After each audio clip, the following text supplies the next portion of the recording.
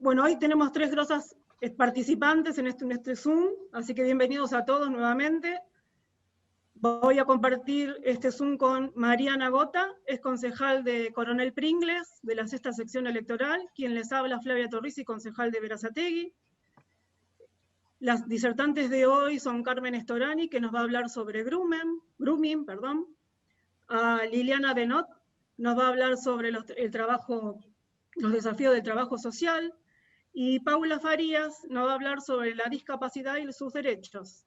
Le voy a dar la palabra a Mariana, así hace la presentación de la primer disertante. Cuando se terminan las 3 disertantes, vamos a las preguntas para ellas. Te doy la palabra, Mariana. Listo. Buenas tardes, ¿me escuchan? Buenas tardes. Sí, Mariana. Bueno, buenas tardes a todos, bienvenidos.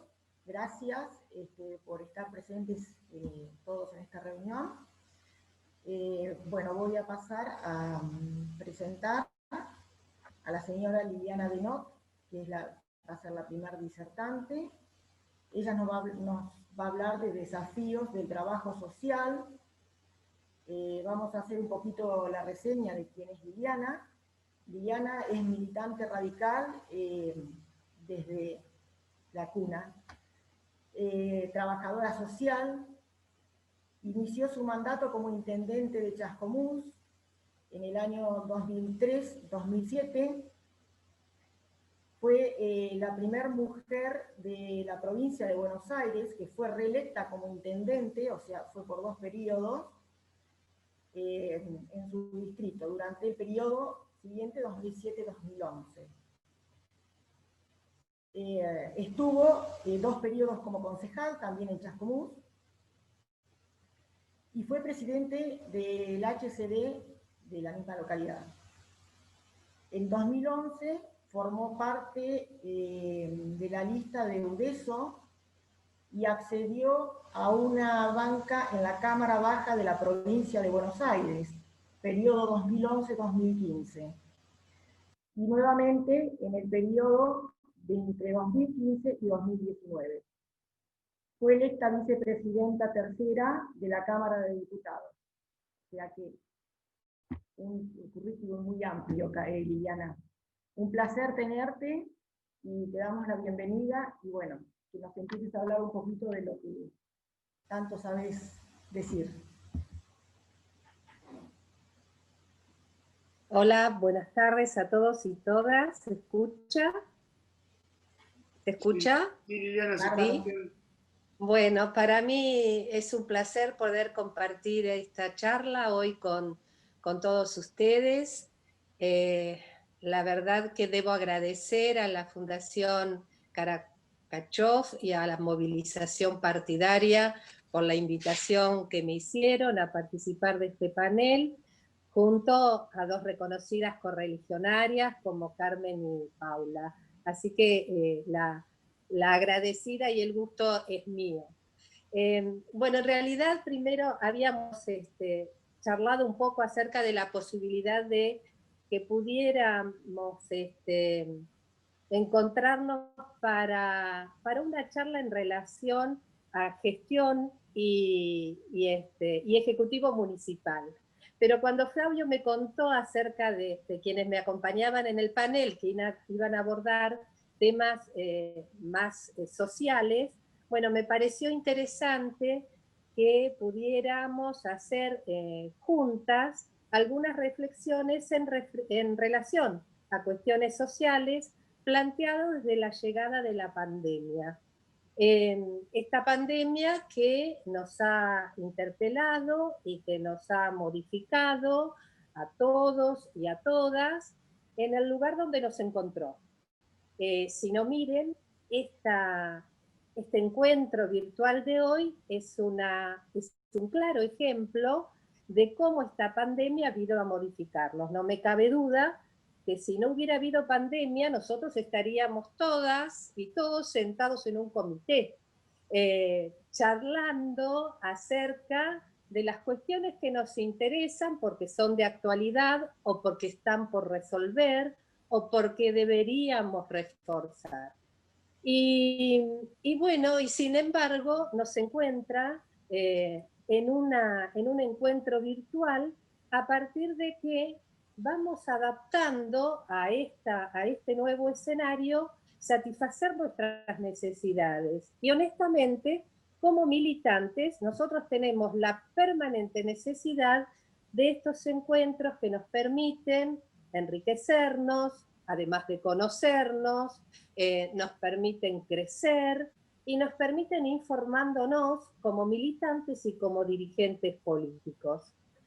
Desde luego que también, así como nos pasa en la vida política, nos pasó en la vida personal. Nosotros, si hacemos un repaso de nuestras cuestiones, también hemos sido atravesados por esta pandemia en el tema interpersonal, en el tema familiar, en el tema laboral. Seguramente quienes han sido o son empleados o gente o personas en relación de dependencia pasaron por una instancia primera de no tener que ir a trabajar para luego, y protocolo mediante, integrarse nuevamente al ámbito laboral, pero bajo determinadas normas que son las que nos garantizan el estado de salud. Y otros estuvimos trabajando en ese trabajo, que es el trabajo en casa, que se le dio en llamar home office, y para que el Estado, que es quien tiene que estar atento a las nuevas situaciones que nos plantean las realidades del hoy, tuvo que trabajar rápidamente para legislar y regular esa nueva modalidad de trabajo. También les pasó a los contrapropistas que se tuvieron que reinventar de alguna manera para poder sostenerse en un periodo primero de no actividad, y entonces aprendimos a vender nuestros servicios o aprendimos a vender nuestros productos a través de las redes sociales, y luego comenzamos a hacer nuestra actividad también regido bajo determinadas normas y protocolos para el cuidado del estado de salud. En ese marco, así como nos interpeló y nos modificó la realidad a nosotros como personas y a nuestras actividades, también interpeló a las lógicas territoriales, a los modos de articulación de los espacios sociales y también políticos. Y por otro lado, también interpeló e invitó o exigió modificar a las políticas públicas que nos rigen en los diferentes niveles del Estado, tanto municipales, provinciales, pero especialmente los nacionales, que son los que deben garantizarnos como Estado el estado de bienestar general para la población. Bueno, en ese marco de interpelación a las políticas sociales, el gobierno nacional también tuvo que hacer modificaciones. Los gobiernos asumen a partir de un plan de gobierno, y ese plan de gobierno está plasmado en un presupuesto, y tanto el plan de gobierno como el presupuesto se ve modificado y se tiene que readaptar a esa nueva realidad que le impone el escenario actual, y desde luego tendrá que modificar su plan de gobierno a partir de la demanda actual y readecuar las partidas presupuestarias para tal fin. En todos los países el virus lo ha afectado de diferente manera a los diferentes sectores sociales. Pero esta afectación diferencial se nota mucho más en países que, como el nuestro, tienen desigualdades muy pronunciadas. La pandemia a nosotros nos encuentra en una situación en la que tenemos diversos problemas sociales agudos como la pobreza, como el desempleo, como la seguridad, y podríamos seguir enumerando. Y lo cierto es que si nos ponemos a pensar, todavía tenemos irresuelto las tres cuestiones básicas y que hacían de del mensaje de Raúl Alfonsín algo tan fuerte como ese de que con la democracia se come, se educa y se cura.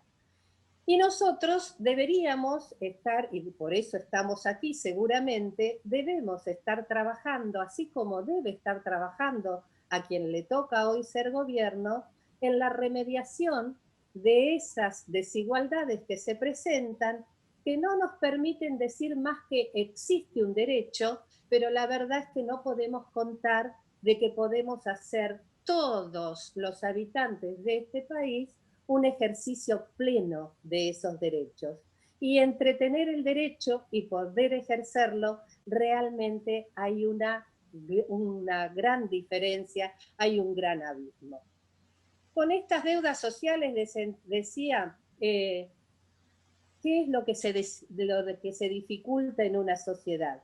Se dificulta el desarrollo personal, se dificulta el desarrollo de una comunidad y se dificulta también el desarrollo de una nación, porque cada vez que nosotros tenemos un problema, una situación irresuelta, significa que hay un derecho que no está pudiendo ser ejercido, o de lo contrario que no están, o además, sino también, que no están generadas las condiciones para que la población viva en una situación digna. En ese marco, ¿quién es el garante? El garante es el Estado. Y además, el Estado hoy, en esta situación, acompañado por una sociedad y por las organizaciones de esa sociedad. La pandemia, decía, impone, además de los problemas que ya teníamos, la pandemia nos impone, decía, otros conflictos para resolver, nuevos conflictos.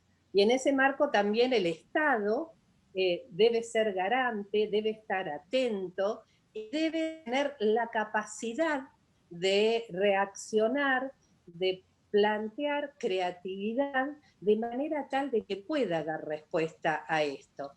Desde luego que siempre las respuestas del Estado van dirigidas en primera instancia concretamente a los sectores más vulnerables, entendiendo como vulnerabilidad no solamente pobreza.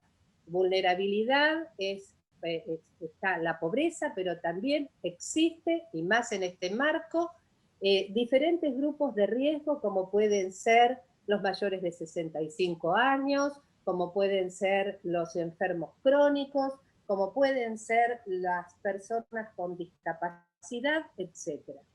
Hacia ellos el Estado tiene que dirigir en primera instancia las coberturas.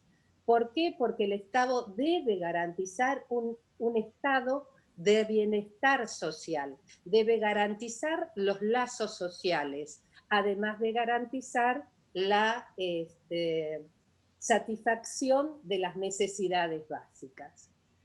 Miren, entender la acción del Estado sobre los sectores más desventajosos, como la reparación de un derecho que no está siendo podido ser ejercido, qué lío de palabras hice, pero creo que se entendió, es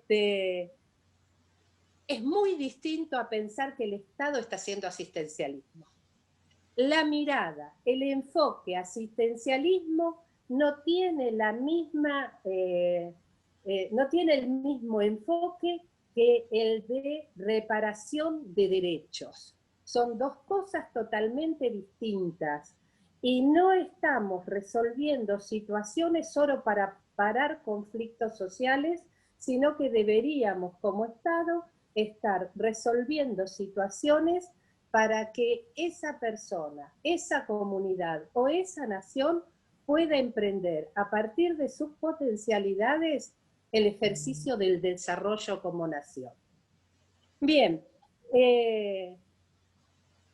para esto es imprescindible que el Estado, para esto digo este marco de pandemia totalmente nuevo, desconocido para nosotros, con una pequeña ventaja como país por sobre los países que tuvieron primero la pandemia, es que pudimos ver algunas acciones de otros países de las que podemos tomar algunas cuestiones positivas para repetir y algunas cuestiones que no marcharon bien, digamos, para descartar.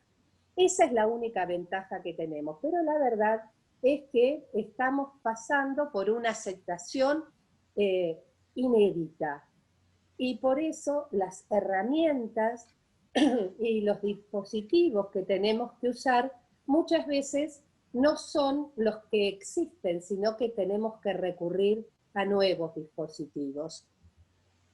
En esto es muy importante que los 3 niveles del Estado estén, trabajando en forma mancomunada. Miren, si algo tengo que rescatar, entre algunas otras cosas, no es la única, pero para mí es la más importante para rescatar de este último tiempo en este proceso de pandemia que nos ha tocado transitar, es el hecho de haber podido ver como ciudadana, sentada en mi casa, a las 3 personas que constituían las 3 dirigentes con responsabilidad para con la ciudadanía más importantes, juntos en una misma foto. Esto es, un presidente, un gobernador y un jefe de la ciudad. A mí me parece, porque esa es mi situación, que eso a la sociedad nos dio una cierta tranquilidad, nos permitió bajar el grado de incertidumbre, nos permitió pensar que estábamos en un momento en donde definitivamente nos dábamos cuenta que lo que necesitábamos eran políticas de Estado. Y cuando se necesita consensuar políticas de Estado, las diferencias de cualquier tipo deben desaparecer para priorizar el cuidado de toda una población. Y yo sentí eso y la verdad que para mí fue un alivio que pudiera interpretar en esas 3 personas madurez, seriedad, responsabilidad y compromiso con su pueblo. Y luego lo pude ver también en algunas acciones que las hicieron y continúan haciéndolas en forma conjunta. Y les digo algunas que al menos que me gusta rescatar, porque siempre de las situaciones más preocupantes, angustiantes, desagradables, de esas situaciones siempre uno puede rescatar, y es muy bueno hacerlo, cuestiones positivas concretamente. El que hayan trabajado, y acá está un poquito esto de la ventaja que tuvimos en relación a otros países que iniciaron con el problema de la pandemia con anterioridad al nuestro, si algo sabíamos era que nos teníamos que preparar para que un sistema de salud que no estaba bien estuviera mejor. E inmediatamente se pusieron a trabajar en coordinación los 3 niveles del Estado, con lo que a nosotros nos dio también la tranquilidad que nuestros hospitales municipales, provinciales y nacionales estuvieran haciendo un trabajo de mejoramiento para recibir las eventuales pacientes. Propender a una mayor complejidad, una mediana complejidad o una baja complejidad, pero saber qué disposición teníamos en cada territorio para afrontar esto. Y en esos acuerdos también estuvo el sector privado. No sé si en todas partes, porque la verdad que no hablé con todo el mundo, pero con varios amigos con los que he podido hablar, los intendentes comprometieron con los efectores de salud privados un acuerdo para encarar en diferentes escenarios lo que nos podía presentar esta pandemia. Eso también es para resaltar la relación entre lo público y lo privado, que no tiene que ser ni competitivo ni antagónico, sino que se puede resolver en bases de consenso. Por otro lado, también no hubo acuerdo en cuanto a la línea que nos bajaron de cuál sería, a criterio de quienes hoy tienen la responsabilidad de decidir, la mejor decisión para preservarnos en salud. Y esto fue el aislamiento, la cuarentena, ese aislamiento obligatorio y preventivo que dejó de ser cuarentena para prolongarse en el tiempo. Pero la verdad es que durante ese tiempo, y por lo que hasta ahora podemos ver, se han ido haciendo cosas que nos permiten resolver, ahora que hemos crecido en cantidad de contagios, hemos podido atender a quienes han demandado salud. Hubiera podido estar mejor seguramente. Hubiéramos, tal vez, con el mismo tiempo, tal vez hubiéramos necesitado más tiempo. Me gusta de estas situaciones quedarme con lo mejor. En el mismo sentido, así como se preocuparon y ocuparon desde los diferentes niveles del Estado e independientemente de la posición ideológico-partidaria que tenían cada uno de los estamentos, también hubo una respuesta que la tenía que haber para la cuestión social, no exclusivamente la sanitaria, aunque la cuestión social atraviesa también la cuestión de salud.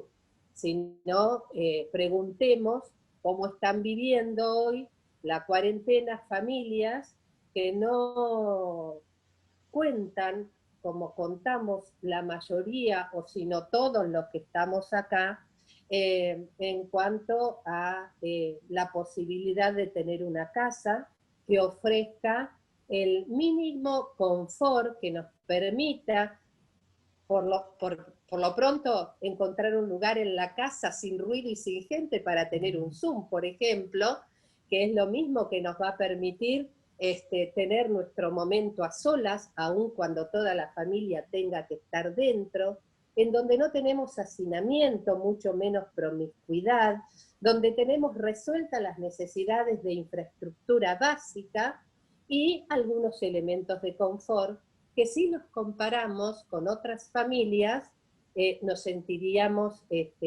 más que agradecidos. Esas otras familias que no pueden contar con todas estas cuestiones son las que, digamos, son las que soportan con mucha mayor angustia lo que nosotros también soportamos, justamente por el ámbito, por el medio, pero además también hablábamos de la población de mayor de 65 años, que este aislamiento impacta también de una manera diferente en los adultos mayores, y ni hablar de las familias con personas con discapacidad.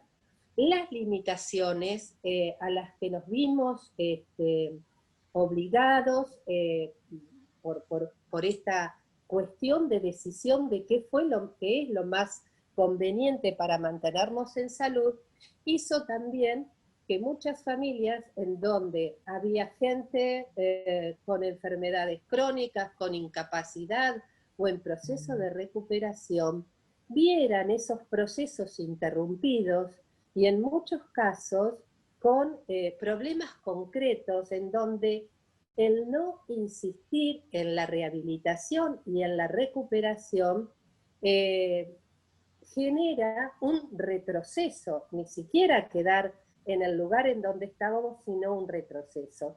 Esas familias concretamente son las familias que más padecen esta situación en la que nosotros nos encontramos.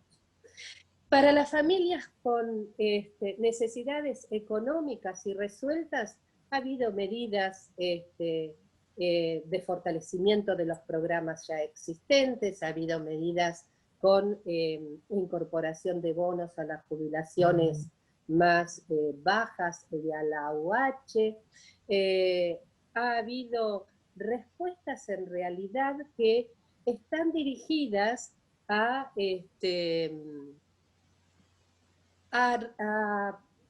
tratar de llegar a que esas familias puedan resolver satisfacciones básicas, pero básicas son básicas.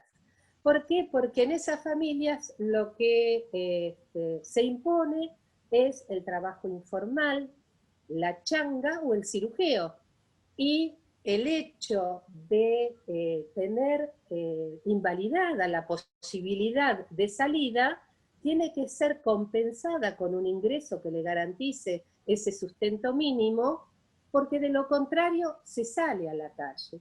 Y vean ustedes cómo una medida dirigida a un sector de la población, como es el más desfavorecido desde el punto de vista económico, también impacta positivamente para el resto de la población, porque lo que permite eso es que disminuya la circulación de las personas, por lo tanto disminuye la circulación del virus y disminuye el riesgo de contagio.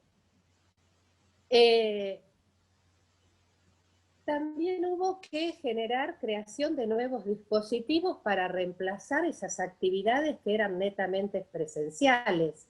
Y un ejemplo clarísimo es el tema del proceso de aprendizaje, de educación. También los docentes tenían una planificación planteada para un año en el que de pronto apareció una pandemia que invalidaba la posibilidad de transitar ese acto, ese proceso de enseñanza-aprendizaje en forma presencial, y hubo que recurrir a otras alternativas.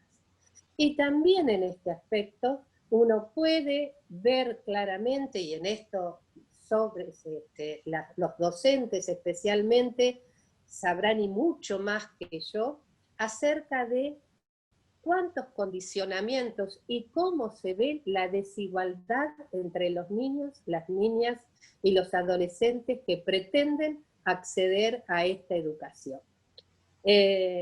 No es lo mismo tener en casa una computadora, o tener dos o no tener ninguna. No es lo mismo tener un celular con la posibilidad de acceder a determinados programas o tener un celular básico, y no es lo mismo tener que retirar o que nos alcancen el cuadernillo para completar nuestras tareas, y con la imposibilidad de tener un intercambio, aunque sea del de la naturaleza que estamos teniendo nosotros a través de una pantalla.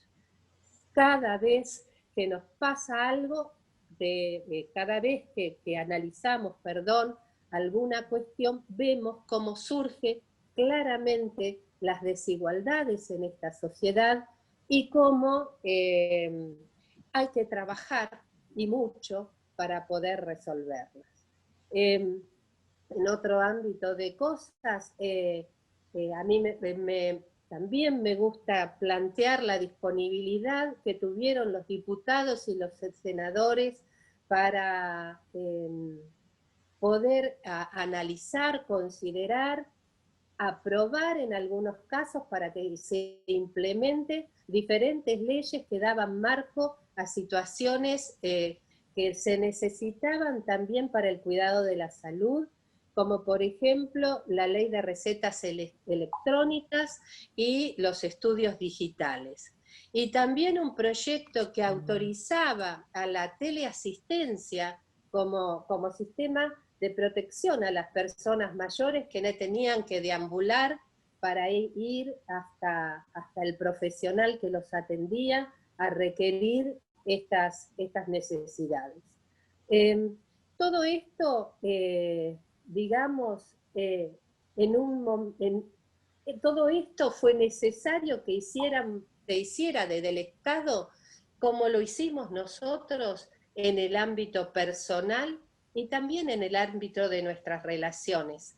Y fuimos viendo paralelamente cómo se fueron incorporando gradualmente diferentes protocolos que, a medida de que se iban habilitando actividades, porque si algo se resintió desde luego en este proceso fue la economía, porque se priorizó la salud y pero esa situación no podía ser in eternum, así que se fue dando gradualmente la incorporación de diferentes actividades, protocolos de por medio, para que empezara otra vez a reactivarse el sistema productivo. La pandemia, vista como crisis, también produce oportunidades, y con esto, chicas, cierro ya porque me parece que me extendí mucho. Y bueno, las oportunidades han sido varias, la oportunidad de tener personalmente una mirada introspectiva y retrospectiva también desde lo personal, la oportunidad de valorizar como sociedad la interdependencia, los sentimientos de empatía, los sentimientos de solidaridad y de conciencia social que fueron tan requeridos hoy, y algo muy llamativo, la oportunidad de revalorizar el medio ambiente, a quien le dimos un claro descanso en todo el planeta, y por suerte, y la oportunidad, por último, y me parece muy importante, de valorizar la necesidad y la importancia de tener un Estado presente. Eso es todo, chicos y chicas, muchísimas gracias. Gracias, Liliana, muy clara. Mariana, te doy el pase con Paula. Bárbaro. Bueno, ahora en segundo término va a hablar Paula Farías. Ella nos va a hablar de discapacidad y su concepción y derechos. Es militante social, fundadora y presidenta de la Juventud de la COM, vicepresidenta de la Juventud del Distrito, coordinadora de la Comisión de la Mujer en 3 oportunidades, acompañante terapéutico, universitaria, tiene diplomatura en discapacidad y actualmente trabaja en el equipo de CUD de Pergamino, en el área administrativa. Paula, si te parece, comenzamos con vos. Sí, ¿se me escucha ahí? Bárbaro. Bueno, ante todo buenas tardes y sobre todo gracias por estar presente, compartiendo este espacio. El tema de discapacidad, que es el tema que voy a abordar, es un tema que ha sido postergado, ha sido ocultado y ha sido confusamente interpretado durante años. Ha cambiado su concepción y su enfoque a través de la historia, pero siempre ha sido una temática poco frecuente. Y está bueno que se brinden estos espacios de visualización de las temáticas como discapacidad, porque eso hace que se avance con mayor rapidez hacia lo que es una política pública eficaz. Cuanto seamos más los que hablemos de capacidad, más se va a concientizar a la sociedad. Sabemos todos que hace muchos años atrás, tener una persona con discapacidad en la familia era parte de angustiante, a veces un hecho vergonzoso, porque la persona con discapacidad era encerrada dentro del domicilio, recibía una mirada de la sociedad muy, muy fuerte, muy fea, y fue a principios del siglo XX cuando se comienza a percibir la discapacidad desde un enfoque asistencial. El Estado se implica y se crean los primeros centros de educación especial, pero esto desde una concepción más bien asistencialista y paternalista. En la segunda mitad del siglo XX es cuando comienzan a aparecer las asociaciones civiles conformadas por personas con discapacidad y sus familiares para defender los derechos. Sin embargo, es en la década del 2000 cuando comienza a abandonarse la perspectiva asistencialista y proteccionista y se empieza a evolucionar hacia un nuevo enfoque en el que la persona con discapacidad empieza a ser vista como una persona dentro de la sociedad con habilidades, competencias, con recursos y con potencialidades. Esto siempre que se le brinden las herramientas adecuadas.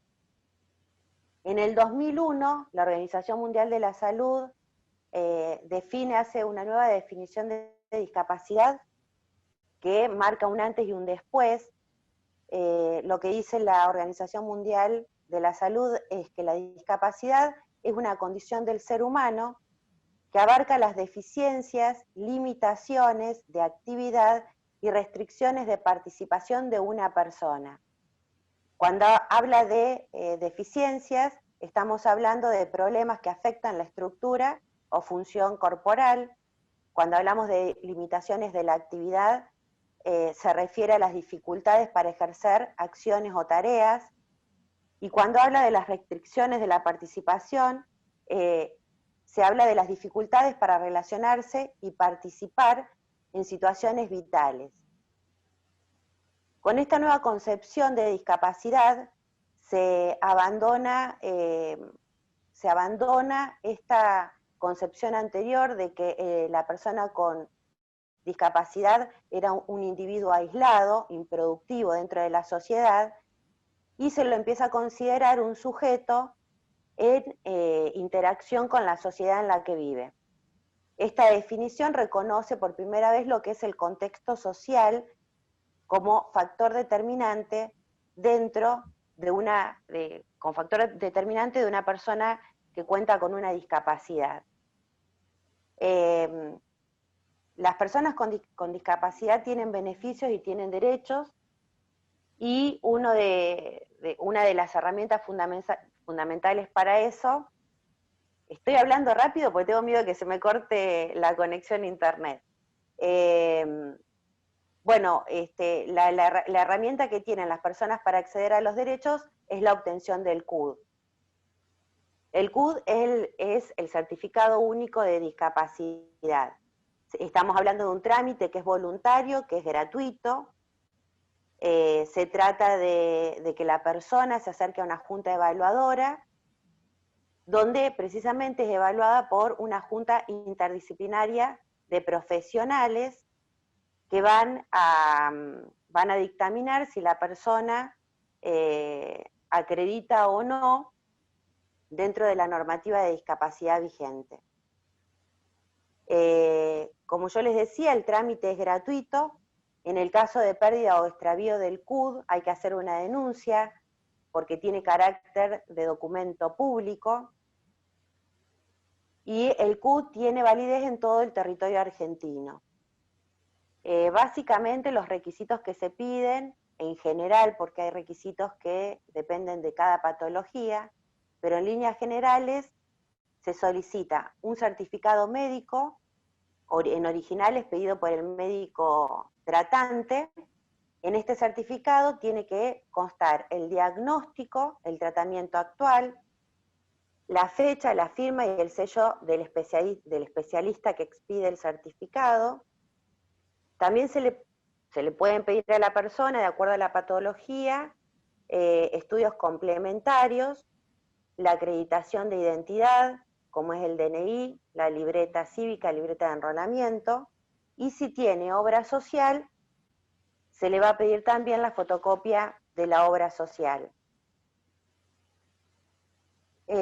Una vez hecha la evaluación, que la evaluación es presencial, la junta evaluadora debe expedirse, puede entregar el CUD, puede emitir el CUD, puede emitir una denegatoria.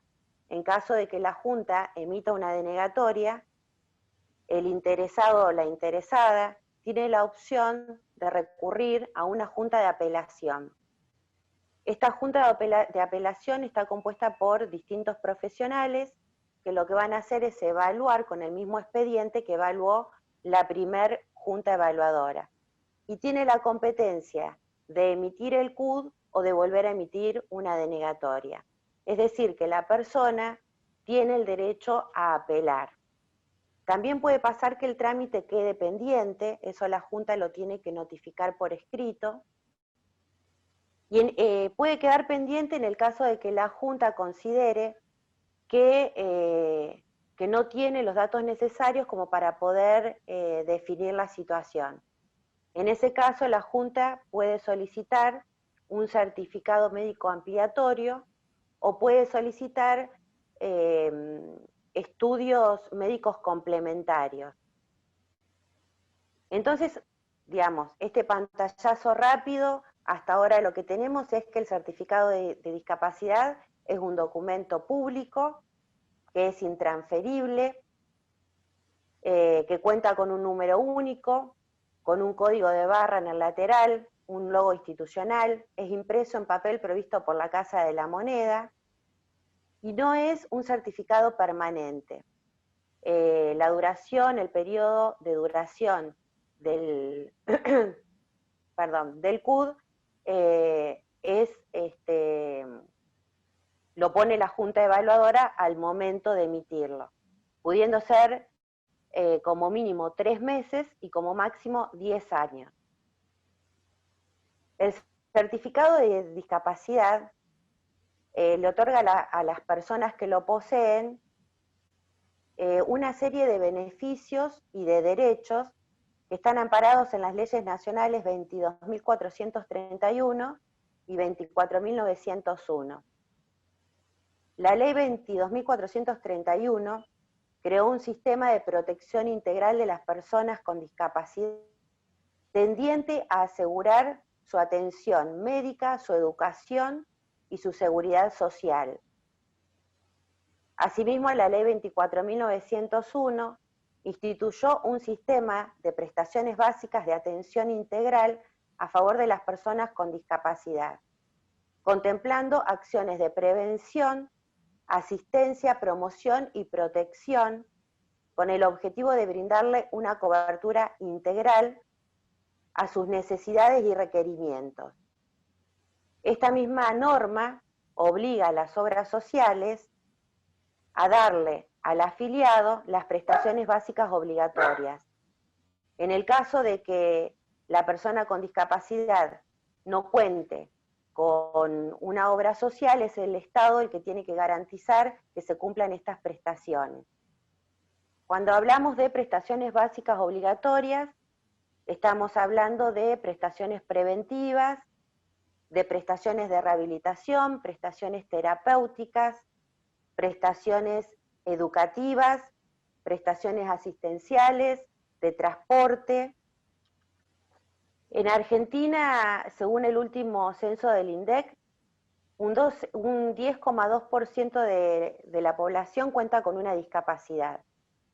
Sabemos también que existe la ley que obliga a la inclusión de las personas con discapacidad. Sin embargo, del 10,2% de la población con discapacidad, hay un 35% en actividad. Es decir, que hay un 65% que no tiene una inclusión real. Yo di recién un pantallazo rápido de lo que es el acto administrativo del CUD, de lo que es la ley, las dos leyes nacionales que amparan los derechos de las personas con discapacidad. Y eso es real y está normado y está legislado. Pero también hay que hablar de la otra realidad, y es la realidad con la que nos encontramos día a día, y es la realidad con la que se encuentran las familias de personas con discapacidad. Es de suponer que cuando una persona que acredita discapacidad obtiene el CUD, el paso seguido es ir a la obra social, y deberían abrirse las puertas a conseguir todas las prestaciones que la persona necesita. Sobre todo porque estamos hablando en un contexto donde se entiende hoy en día que la persona con discapacidad es una persona activa dentro de la sociedad, una persona en un contexto donde si le damos las herramientas puede incluirse dentro de la sociedad activamente, de manera laboral, de manera recreativa, de manera deportiva. Es súper necesario que se respeten las prestaciones hacia las personas con discapacidad. Sin embargo, en 10 años que hace que estoy trabajando con la temática, lo que suele ocurrir es que una vez que la persona se va con el CUD, vuelve a la oficina y vuelve con más angustia, con más frustración, sucede que los familiares de las personas con discapacidad sienten que continuamente sus derechos están siendo vulnerados. Y realmente los derechos están siendo vulnerados. Algunas de los temas más frecuentes con los que las personas vuelven a la oficina es, por ejemplo, cuando me dicen, bueno, pero la obra social no me cubre la medicación biológica. A ver, ¿por qué la obra social no te cubre una medicación biológica que está indicada por el profesional de la medicina que sabe qué es la medicación en la que tu organismo va a responder? Otra de las temáticas recurrentes es cuando vienen las madres, padres, o sea, los padres, familiares de menores con alguna discapacidad cognitiva o mental, y me dicen que la obra social no le cubre la terapia que el niño necesita, o que no le cubre la cantidad de sesiones que necesita ese niño. Otra de las consultas es que, o sea, cuando hay un adulto mayor con una patología de base de Alzheimer, de Parkinson, y la obra social no le cubre el acompañamiento terapéutico, cuando sabemos que son patologías que generan mucha angustia para la familia y que generan un encierro del paciente, donde el acompañante terapéutico cumple la función precisamente de la resociabilización. Inclusive ha habido madres que me han dicho que las escuelas no le han dado una matrícula a sus hijos por no tener equipo de orientación escolar o por no tener una rampa de discapacidad. Podría seguir hablando de este tipo de cuestiones que suceden hoy en día, y digo, ¿qué es lo que nos pasa a nosotros como sociedad, que tenemos una legislación, que tenemos una normativa, pero evidentemente no tenemos una sociedad acorde que acompañe a las personas y que acompañe a que se cumplan esos derechos? Por eso es que cuando comencé decía, es una temática que ha sido postergada durante años.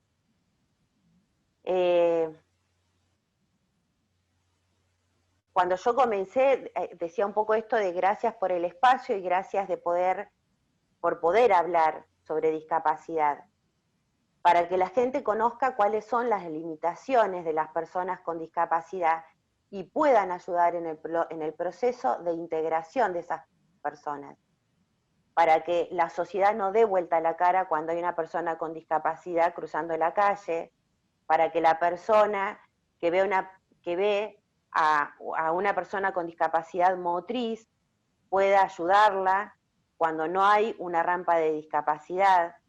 Tenemos que generar más conciencia.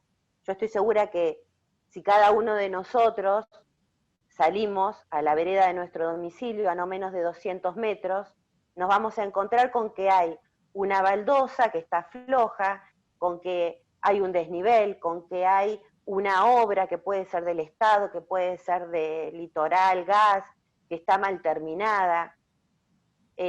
No tenemos ciudades transitables.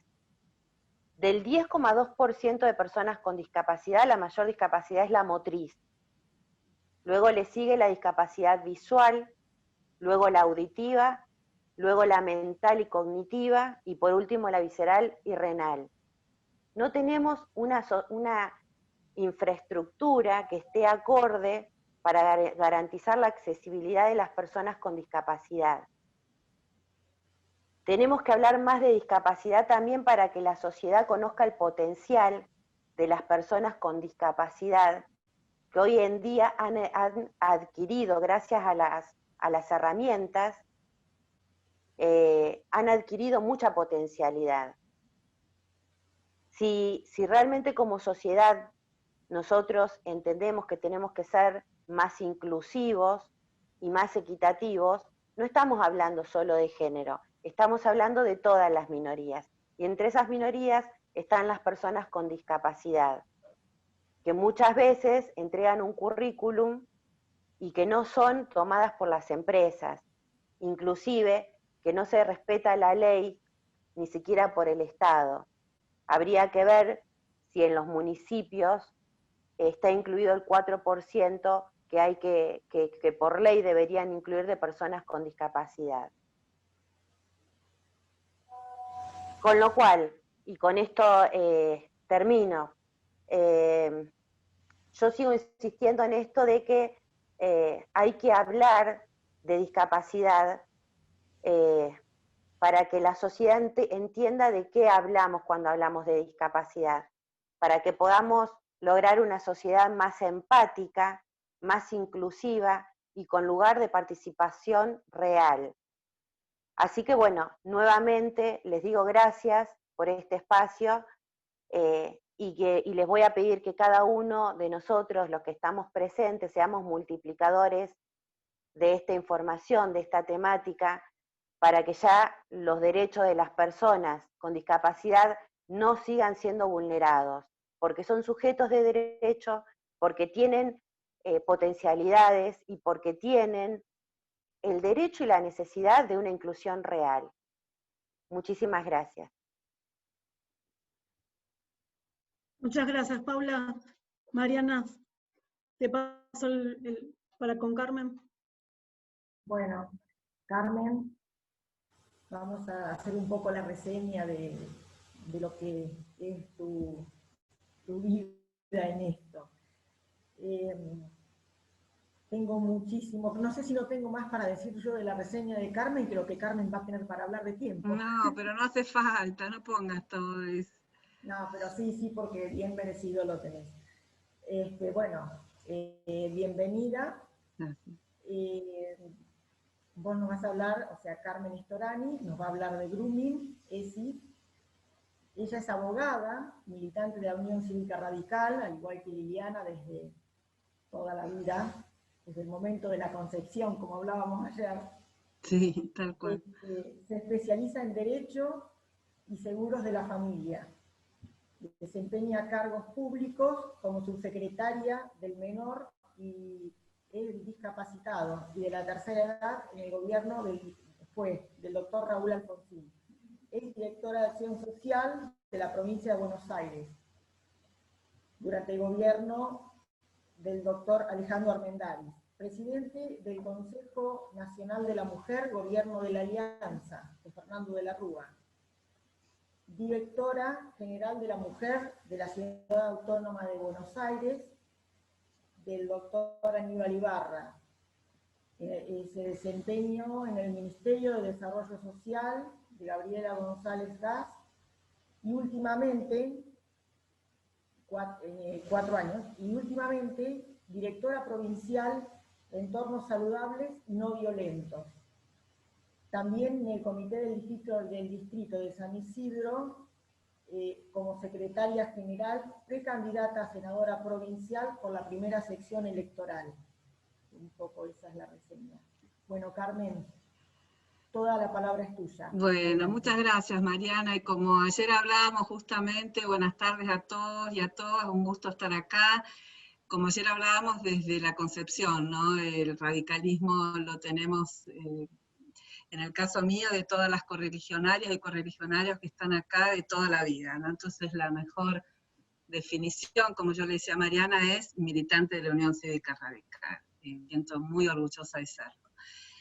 Bueno, muchas gracias por esta actividad que estamos desarrollando desde la Fundación Karakachov. Gracias a Fabio Abraham, que impulsó la idea, que un poco es la idea que tiene, digamos, es de ver de qué manera podemos llevar adelante temas desde mujeres que ya tenemos experiencia, como todas las que estamos participando de este Zoom, en algunos temas específicos. Así que Liliana y Paula ya nos fueron incorporando algunos de los temas. Yo me voy a referir al grooming y a la educación sexual integral, y sobre todo porque son temas que hoy por hoy el grooming es un tema que está muy latente por la situación de hiperconectividad que hay en este momento.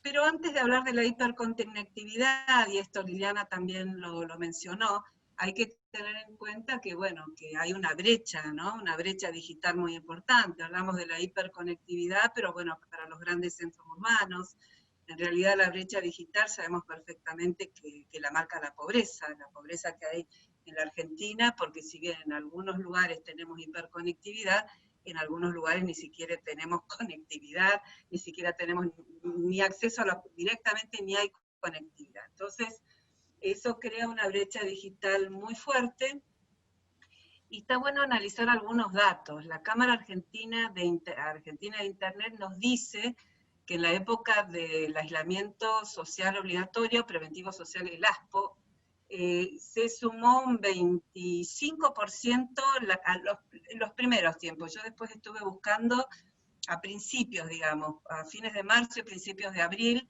un 25% de mayor conectividad. Ahora no hay datos, por lo menos yo no los encontré, de la Cámara Argentina de Internet. Sí, buscando, tengo unos datos que están publicados en el INDEC, que toman en relación, para hacer una breve introducción en lo que es el tema de la conectividad, ¿no? En los centros urbanos, de acuerdo al último cuatrimestre del año 2019, el 60,90% de los hogares tienen computadoras, centros urbanos. El 82,9% acceso a Internet. Y hay según los datos del INDEC, el último cuatrimestre del año 2019, hay un 79,9% de población que tiene algún tipo de utilización de Internet. ¿Esto qué es lo que significa? Que efectivamente hay, de alguna manera, una incorporación ya, la utilización de las tecnologías de la información y de la comunicación, como se denominan las TICs, es decir, todo esto que está relacionado con Internet, ya no son una cuestión exclusivamente relacionada con lo laboral, lo profesional, el estudio o la cuestión intelectual. Ya ha atravesado las vidas de las personas. Es decir, uno se conecta, juega, se divierte, habla con los amigos, y por supuesto que este aislamiento ha hecho que sean herramientas para quienes tengan la conectividad de educación. Las escuelas trabajan, si bien también acá ya se marcó de qué manera también hay desigualdades en el acceso a esa educación, también lo apuntó hace un rato Liliana. Lo cierto es que son herramientas que se están utilizando. Ahora, ¿qué pasa con los chicos y con las chicas y los adolescentes? Porque cuando estamos hablando de grooming, estamos hablando de niños, niñas, adolescentes que están afectados. Siempre hablamos de niñas, niños o adolescentes. Si hablamos de algún tipo de acoso sexual o el hostigamiento entre adultos, ya hablamos de otro tipo de cuestión. Cuando hablamos de grooming, estamos hablando de un delito que lleva adelante, que además se tipificó en el Código Penal, que está incorporado en el año 2015, y que esto significa cuando una persona adulta utiliza cualquiera de estos TICs para conectarse con un niño, niña, adolescente, con el objeto exclusivo sexual. Y esto acá hay distintas formas digamos, que pueden captar la atención de un niño, niña, adolescente. Aunque parezca mentira, hay estudios que realiza la Procuración General de la Provincia de Buenos Aires, donde están los fiscales que investigan estos delitos, que además hay una red argentina, se supone que cada jurisdicción provincial tiene un representante, la provincia de Buenos Aires la tiene, ya la venía teniendo de antes. En este caso, los datos, inclusive ustedes pueden acceder a una conferencia muy buena, a mi modo de ver, quien quiera investigar un poco más, que la publicó la Universidad Nacional del Centro de la provincia de Buenos Aires, donde hay un fiscal que investiga, que pertenece a 3 departamentos judiciales de ahí, quien está a cargo en la Procuración General, y un periodista, ¿no? Acaso un caso muy grave, gravísimo que hubo de grooming en Bahía Blanca, que lamentablemente terminó en un femicidio hace unos años atrás, que ustedes seguramente lo tendrán en mente o lo habrán podido leer. Es decir, ¿qué es lo que nos va diciendo esta información que nos da la Procuración de los datos y de los delitos que investigan y que ellos toman conocimiento? Que no hay un límite de edad, hay chicos muy chiquitos, hay chiquitos de 3, 4 años, 5 años, aunque parezca mentira, que están merced de personas adultas que toman, digamos, la identidad, que inventan su identidad, o que pueden hackear o entrar a la documentación e información que tengan estos chicos. Por eso es tan importante con los niños, porque cuando hablamos de niños, niñas, adolescentes, claramente hay una diferenciación entre lo que son los más chicos, hasta los 12 años, de los chicos preadolescentes hasta los 18 años. Claramente hay una gran diferencia. Pero nos tenemos que plantear lo siguiente: si le regalamos una bicicleta, pongamos, ¿no?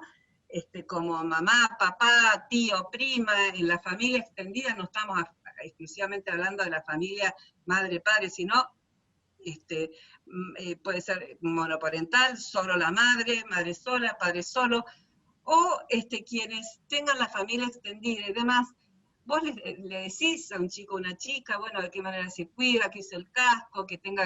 Bueno, cuando le regalás una computadora, cuando le regalás un tablet, cuando le regalás un teléfono celular, vos tenés también que llevar adelante aquellas cuestiones que hacen al cuidado, al uso responsable de Internet.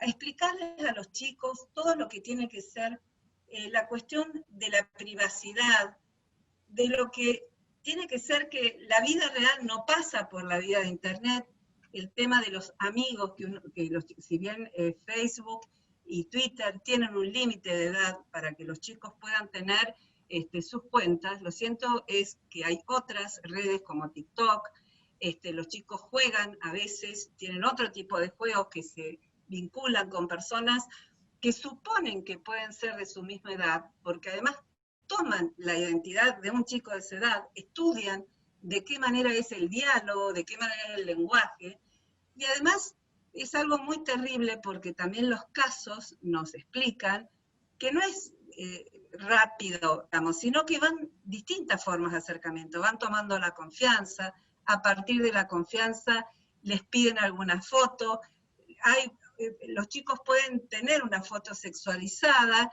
esa foto la toman y después se empiezan a pedir más hasta un encuentro.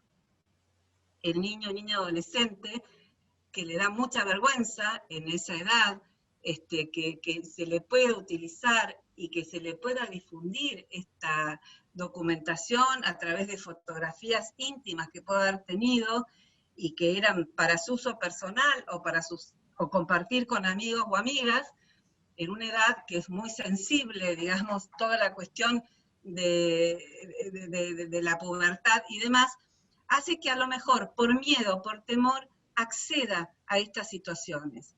Y es ahí donde se empieza a generar este delito que es realmente gravísimo. Es como si fuera el abuso sexual hacia niños, niñas, adolescentes. Es exactamente igual las consecuencias que tiene el grooming cuando esto va mucho más en desarrollo.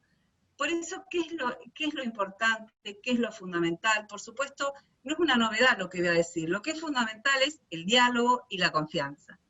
Obviamente que hay que estar muy atentos a lo que los chicos comparten desde sus teléfonos celulares, desde sus computadoras, explicarles lo que son privacidades, decirles que no pueden conectarse con desconocidos, como si estuvieran en la calle, no hablar con un desconocido, y en el caso que lo haga, tener la seguridad que la identidad de ese desconocido es tal cual la persona que lo hizo. La verdad que es gravísimo lo que está ocurriendo, porque en este momento los únicos datos que se tienen son los datos que están llegando a los teléfonos que brinda el Ministerio de Justicia y Derechos Humanos de la Nación, y otros teléfonos que trabajan todo el tema de maltrato según los indicadores, porque los datos los tenemos que tomar de los datos oficiales, no tenemos otros, según los indicadores de estos teléfonos en este momento de aislamiento social preventivo obligatorio, se ha triplicado en la misma época del año pasado las llamadas que hacen las personas adultas para preguntar cómo llevar adelante, qué tipo de prevención hacer, qué han podido estar, porque claramente hay un mayor contacto o mayor, se comparte mucho más en la casa y se puede ver qué es lo que está pasando. Ahora bien, estamos hablando, ¿qué tiene que ser el tema de la confianza? Muy por el contrario, nada de lo que se le diga de prohibiciones o entrar de una manera que el niño, niña, adolescente no conozca, se debe hacer. Es decir, está totalmente porque justamente es parte de la confianza. Si el niño, niña, adolescente ve que su padre o madre o familia extendida, es decir, con quien comparte su confianza, le están entrando su propia identidad, su propia intimidad, por supuesto que va a esconder, que no va a contar qué es lo que le pueda estar pasando. Entonces es muy importante sentarse a hablar, es muy importante en edades tempranas estar en el espacio donde cuando los chicos se conectan, tratar de que ese sea un espacio común. Es muy, muy importante y es muy interesante ver, si ustedes quieren conocer, para quien quiera conocer un poco más, UNICEF, que es el Fondo de Naciones Unidas para la Infancia, tiene una guía de sensibilización sobre convivencia digital, donde están descritos cada uno de estos delitos, bueno, todo lo que es la parte de hostigamiento sexual, no solamente el grooming, y donde hay determinadas recomendaciones que se le dan a las personas adultas y también para la escuela. Por supuesto que cuando hablamos de ciudadanía digital, porque hoy por hoy ya sabemos, y hay algo que lo que hizo en este momento el aislamiento social preventivo y obligatorio fue, en muchos casos, para quienes somos adultos y tenemos una profesión, el caso de la abogacía, apuró, pero de una manera brutal, por decirlo de alguna manera, todo lo que era el proceso de digitalización y de los expedientes electrónicos, para citar algún caso, para citar un caso específico, pero les ha pasado a todos porque hoy todos y todas tenemos reuniones por Zoom, por chat, videollamadas, etcétera, etcétera. Ya las herramientas forman parte de la vida. Pero ¿qué pasa?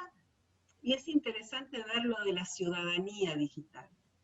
Ustedes piensen que hoy, ¿qué es lo que nos ocurre con los TICs?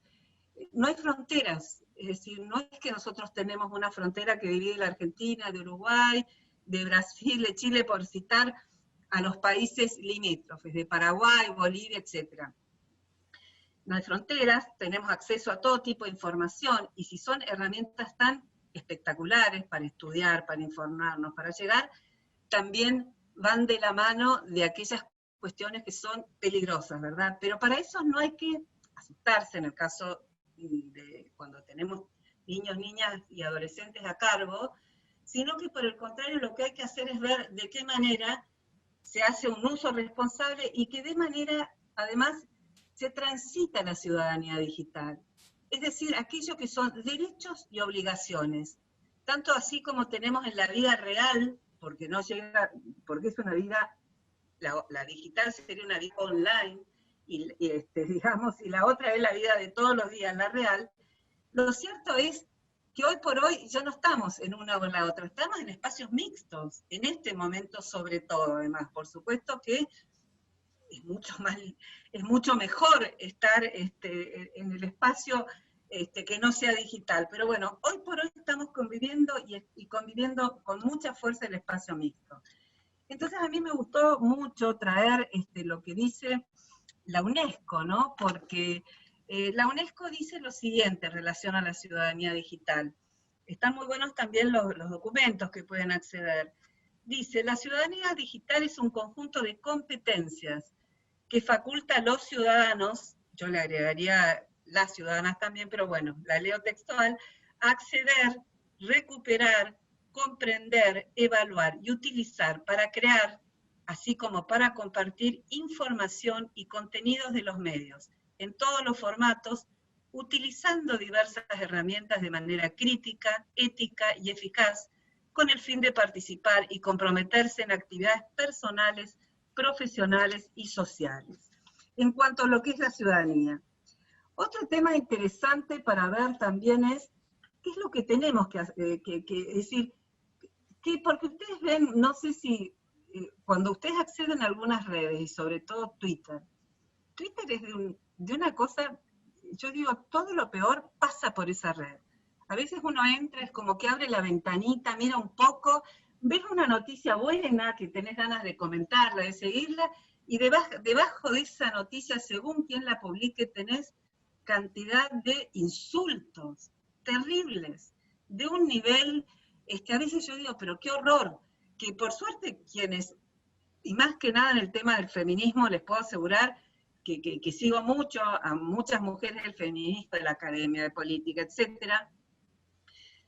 Bueno, y también con todo el tema de las diferencias políticas. Hay mucho odio, hay mucha xenofobia, hay mucha cuestión de persecución de los fundamentalismos, de los anti, por lo menos en esa red. En esa red es una red muy tremenda en ese sentido, ¿no? Y hay muy poco freno a esas cuestiones. Ustedes vieron que recién ahora están viendo con Facebook y demás, están poniendo algún tipo de límite a algunas cuestiones que se publicaban, pero si no, inclusive hace poquito hubieron empresas que le quitaron el apoyo financiero a Facebook, justamente eso salió hace muy poco por los diarios, porque no tenía justamente rigor en lo que era en las cuestiones que rayan contra los derechos humanos de las personas, que están en contra de los derechos humanos de las personas. Y yo, en muchos casos, yo he denunciado páginas, no sé si a ustedes les ha pasado, de prostitución infantil, de promoción, de cuestiones, yo no podía creerlo.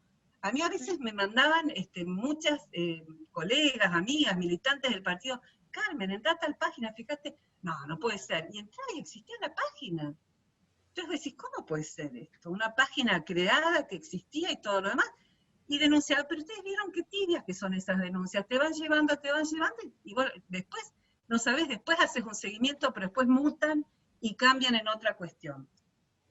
Bueno, no me quiero ir del tema, pero eso también tiene que ver con este tema de lo digital. Entonces, en relación, digamos, a los odios y a lo que se maneja, y a las prevenciones que hay que tener, sin tener miedo, por el contrario, sino ir previniendo y acompañando a las niñas adolescentes, me gustó mucho una definición de John C. Mitchell en relación a la destreza tecnológica. Por ahí muchos que dicen, no, mirá, los chicos, porque uno dice, no, ¿qué querés? Los chicos manejan internet, yo no manejo.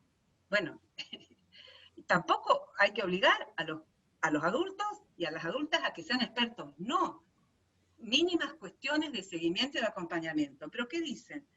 La destreza tecnológica ya no remite al uso diestro de los dispositivos, sino que demanda un desempeño óptimo en el entorno digital, en términos de participación, respeto, intercambio, colaboración y convivencia, entre otros. Es decir, lo que se tiende a promover hoy por hoy son conductas online responsables de participación ciudadana. También está estudiado y no hace falta hacer muchos estudios de investigación ni nada, darse cuenta que cuando se está en la red, no se tiene a la persona que se está enfrente. Yo digo, en esa red Twitter, por ejemplo, donde se saca tanto odio, tanto insulto. Entonces, es como que se siente como más fácil decir las cosas, total no se tiene la devolución rápidamente. Y volviendo a la cuestión del grooming, no me quiero extender, quiero cerrar diciendo para mí cuáles tienen que ser las herramientas, no solamente lo que pasa en la casa, en el hogar, en la familia extendida, sino en la escuela. Acá también ya se dijo lo importante, Paula también marcó todo lo que tiene que ser la prevención, la posibilidad de difundir los derechos que hay en relación a las personas discapacitadas. Liliana hizo todo un análisis relacionado con toda la cuestión social, pero siempre ambas hicieron eje en la educación y yo también la voy a hacer, yo también voy a tomar la educación, porque es fundamental y tenemos la suerte en la Argentina de tener formalizada nuestra educación. Digo la suerte porque es obligatoria.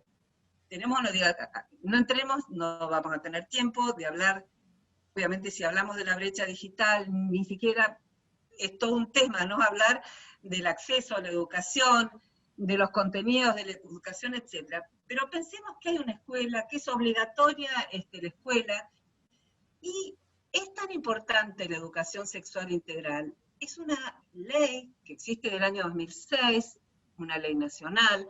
La provincia de Buenos Aires la tiene del año 2015. Desde el año 2016 hay una comunicación conjunta para que sea obligatoria en el ámbito de la provincia de Buenos Aires el Programa Nacional de Educación Sexual Integral que está dentro de la ley. ¿Qué es lo que nos dice este programa? Y con esto voy a terminar, muy sintético y está sintetizado lo que les voy a decir. Es una ley muy extensa, muy completa.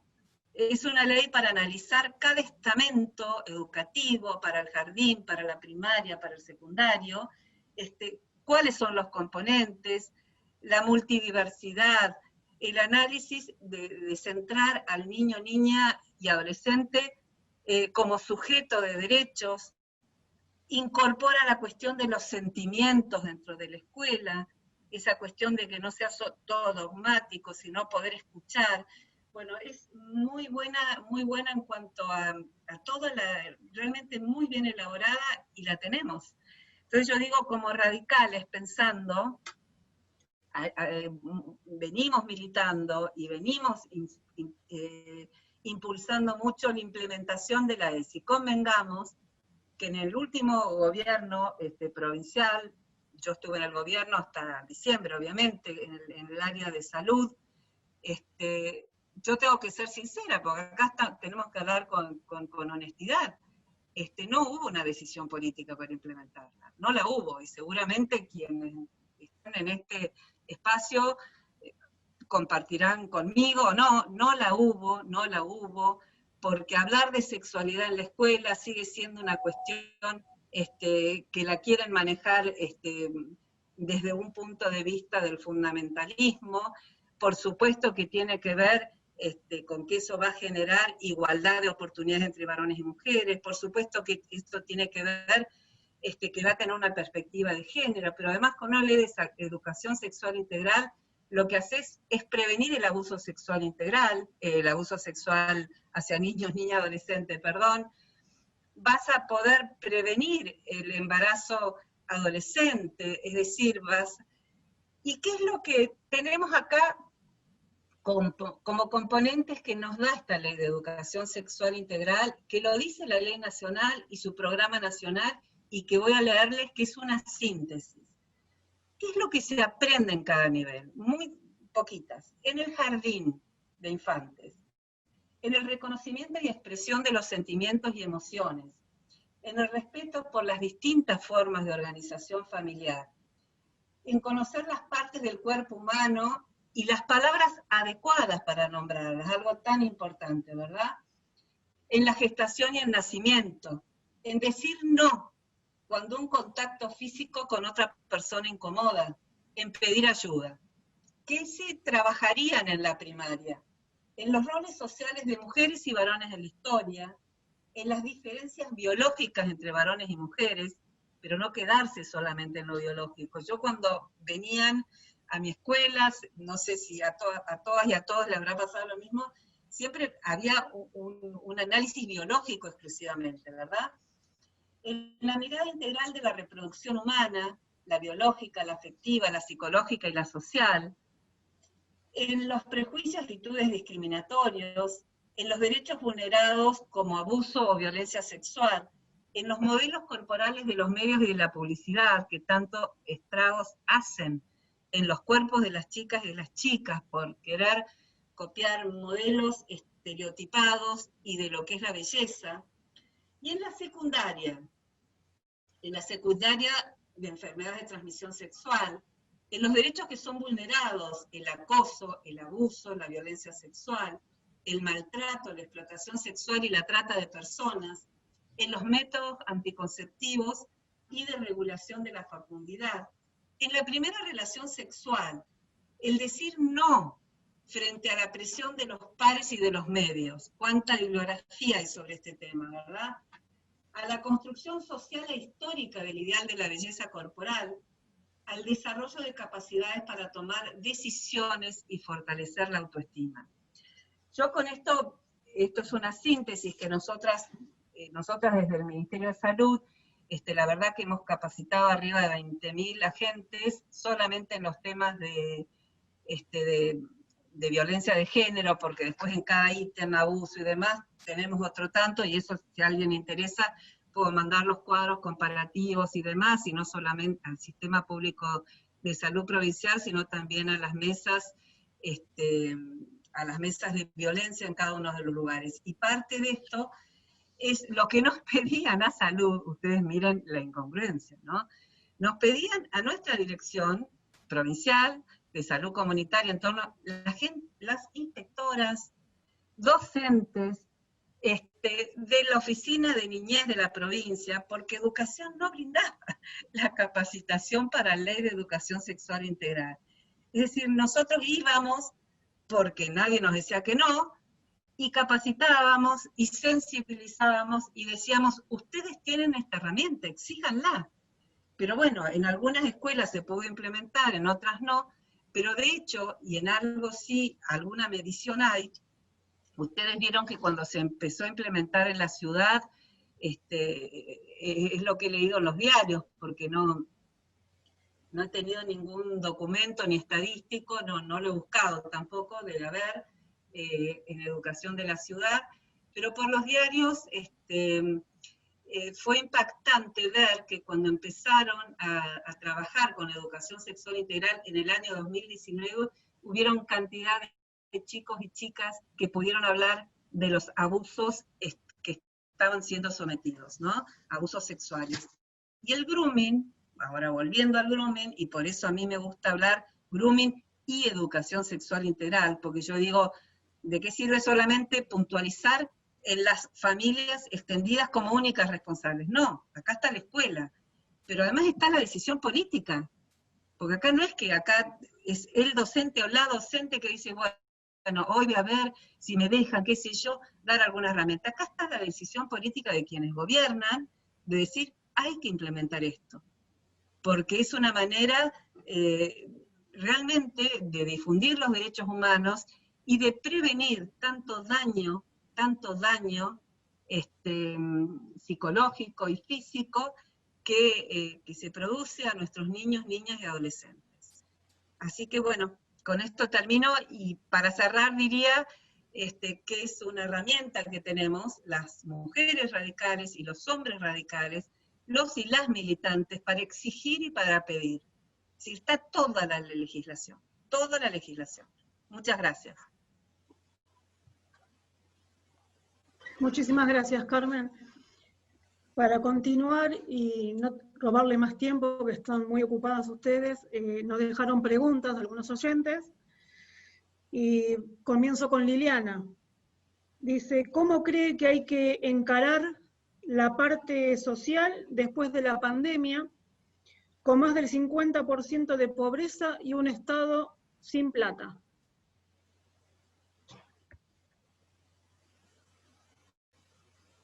Habilitate el audio.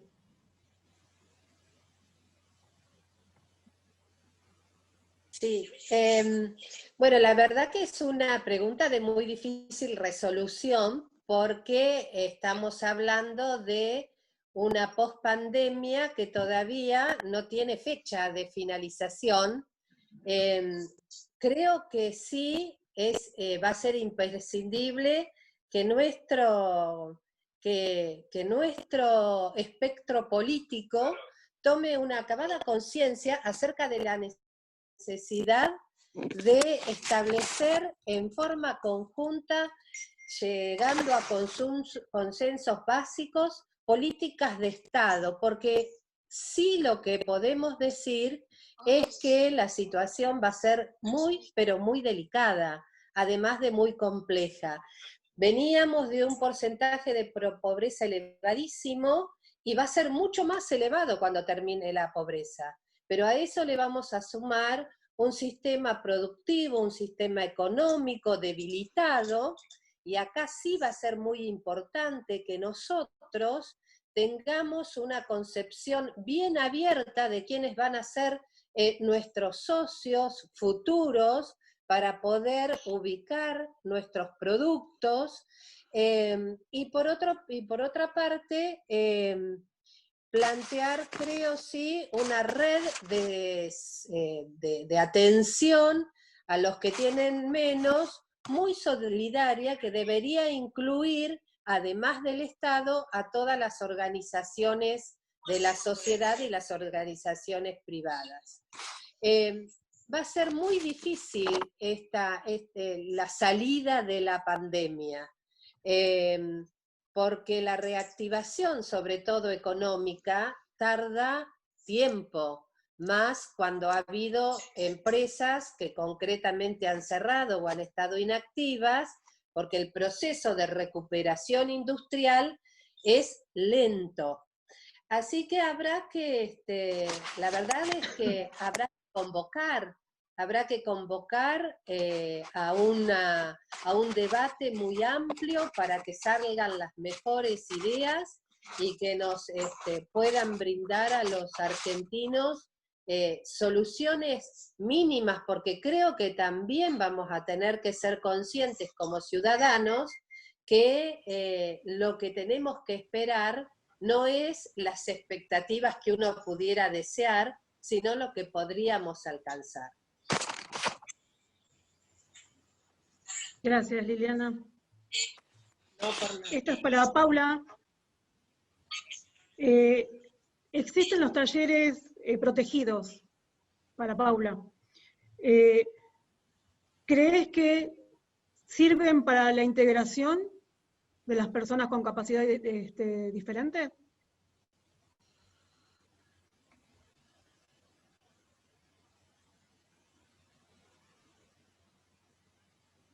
No tenemos audio.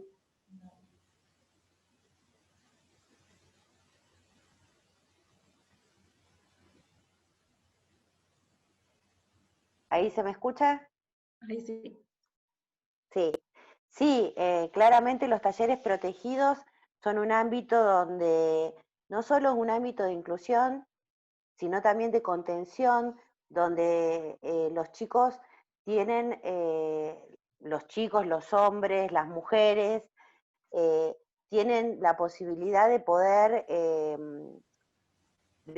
construir lo que viene a ser, digamos, su espacio laboral, ¿sí? A veces con los talleres protegidos es muy ingrato porque de repente no tienen todo lo que deberían tener, pero me refiero al aporte que por ahí ellos deberían tener desde el Estado. Pero como instancia de inclusión yo creo que es muy buena, porque le permite a quienes asisten el poder tomar precisamente las herramientas necesarias para poder incluirse para poder ser activos dentro de la sociedad, para sentirse activos dentro de la sociedad. Así que sí, claramente los talleres protegidos son un lugar de inclusión y de formación. Gracias, Paula. Y por último, a Carmen, te preguntan, ¿cómo prevenimos el acoso sin ser invasivos con nuestros hijos? Sí, eso yo creo que es la pregunta, es la básica, ¿no? Muy importante que la hayan traído. Yo creo que ahí es el diálogo, es sentarse y decirles, bueno, contarles cómo pueden hacer, tener sus perfiles privados, darles las herramientas, decirles que no pueden hablar con desconocidos, depende de la edad de los chicos y de las chicas, ¿no? También dependerá mucho en qué edad están cada uno de esos. Pero hay herramientas y tampoco, lo que sí yo creo que no está bueno, como lo que decía antes, incursionar y mirarles sin que ellos sepan, como indagarles, estar revisándoles las cosas, y por otro lado, explorar juntos, ¿no? Y juntas lo que hay que hacer con los dispositivos móviles, tanto con el celular, con la tablet, con la computadora, darse un tiempo, sentarse con ellos. Yo sé que es mucho más complicado con el preadolescente, obviamente. Eso es mucho más complicado porque, bueno, ya la propia identidad, digamos, como van creciendo, pero yo creo que es muy importante hablarles y decirles los peligros.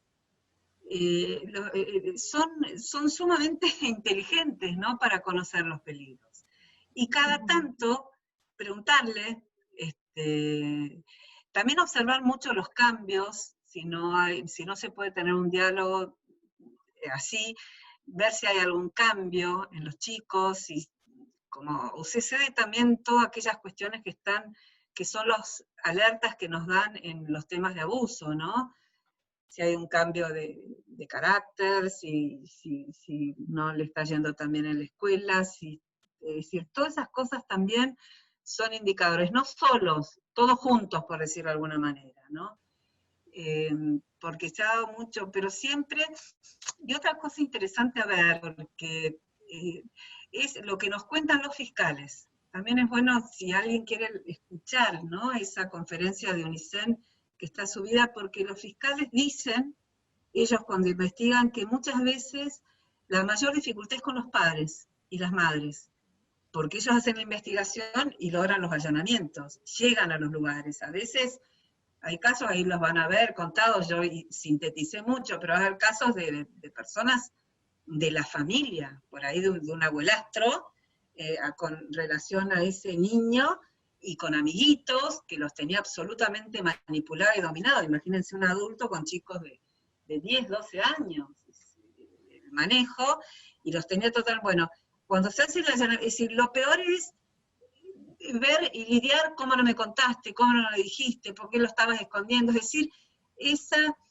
ubicación. Entonces yo creo que, yo no lo digo yo solamente, lo dicen quienes trabajan en estos temas y quienes se han ido especializando desde la psicología y desde la investigación también, que es lo que importa, el diálogo y la confianza, fundamentalmente.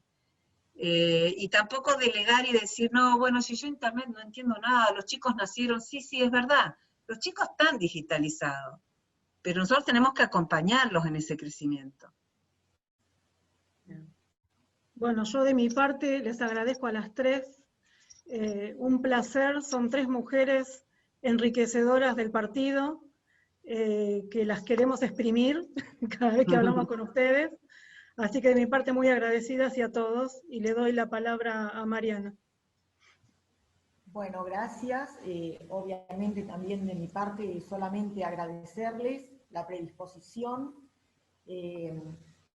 que desde el primer momento estuvieron predispuestas a las preguntas y se coparon, por decirlo de alguna manera, con estos temas que también manejan. Bueno, por eso quiero agradecer profundamente la exposición de cada una de las correligionarias, a Paula, a Liliana, a Carmen, por los importantes temas que nos trajeron, todos de actualidad, alguno para bien por información y otro también por información, pero algunos que no son tan buenos, como el grooming, que sobre todo con esto de la pandemia y que se usa tanto las redes sociales, tan en boga está, lamentablemente, todos con características sociales diferentes, pero a la vez van todos de la mano los temas uno de otro, ¿no? Y sí, lamentablemente tan vigentes. Es bueno, creo que es bueno interiorizarse, porque para tener más herramientas, para estar más informados, para poder estar, cuando uno está bien informado, por ahí también tiene más seguridad para enfrentar situaciones que nos tocan vivir hoy por hoy. Por eso quiero agradecer la exposición que nos han dado, la claridad que tuvieron, muy dinámica también, por los temas estos. También quiero agradecer profundamente a la Fundación Caracachov por darnos la oportunidad, a Marcelo Ponti en la técnica virtual, al señor Fabio Abraham, dirigente de movilización partidaria, por confiar, y a todos quienes participaron y se tomaron unos minutos de su valioso tiempo, porque sabemos que hoy por hoy el tiempo, a pesar de que estamos un poco más aislados, pero todos tenemos muchas cosas para hacer, y eso también tiene un valor carísimo, el tema del tiempo, ¿no? Los minutos que nos pueden dispensar. Bueno, nada más que acompañarlos, y en especial sí quería hacer un saludo para todos los niños de la República Argentina, de nuestra querida patria, porque mañana nos va a tocar pasar un Día del Niño, creo que por siglos, bastante especial, pero bueno, vamos a tratar de que para ellos, que también es difícil este momento y esta situación, puedan transcurrirlo de la mejor manera posible. Entonces, un muy feliz Día del Niño para todos los niños y para todo el niño que todos llevamos también adentro. Muchas gracias. Gracias, muchas gracias. Gracias, muchas gracias a todos. Adiós. Nos vemos, muchas gracias. Gracias, Un gusto. Carmen, Liliana, Paula y a todos. Muchas gracias. Buen fin de semana. Gracias, igualmente. Chao, gracias, un placer a todos. Gracias, Marcelo. Muy buena, realmente muy buena la conferencia. Muchas gracias. Saludos. Felicitaciones a las 3. Muchas Muchas gracias. gracias. Felicitaciones, chicas. Gracias. Gracias. Bueno, muchas gracias Mariana y Flavia por toda la coordinación. No, Y gracias. Totalmente. Gracias Flavia, gracias Mariana. Gracias Fabio, gracias Mariana, gracias Flavia. Gracias, Gracias a Marcelo, todos. siempre ahí firme, ¿eh? Marcelo Ponti, firme. Marcelo, sí, gracias. Un capo. Gracias, buen fin de semana. Igualmente a todos. Disfruten. Todos, Adiós. a todos. Chao, Fabio. Suerte. Chao, Fabio, chao.